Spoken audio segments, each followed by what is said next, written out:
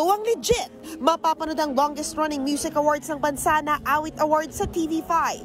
Ngayong taon, nagsanib puwersa sa pang Philippine Association of the Record Industry o PARI at MQuest Ventures para sa 38th Awit Awards powered by Vibe, ang pinakabagong all-OPM countdown ng bansa. Vibe actually is a platform for every musician. So the MVP group envisioned the platform where OPM artists can perform their original songs, and then basically itong Vibe ay bahay ng lahat ng mga nagmamahal sa musikang Pilipino. At one for all for one nga sa ngalan ng musika, ang recording labels na kasama ngayon sa Vibe. Kabilang ang Alpha Music Corporation, OC Records, Viva Records, KDR Music House at ABS-CBN Music.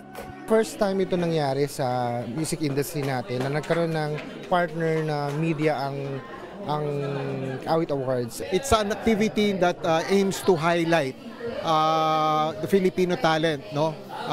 The Filipino singers. So we hope that everybody will support Awit. Inaasahang magbibigay rin ng bagong sigla sa lokal na musika ang partnership na ito.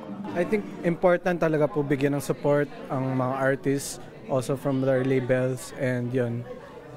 Hope para mas mapaunlad pa ang music industry dito sa Pilipinas. Very energetic, memorable, and halatang super alive pa yung OPM culture sa Philippines. Abangan ang Awit Awards at TV5 this November 16.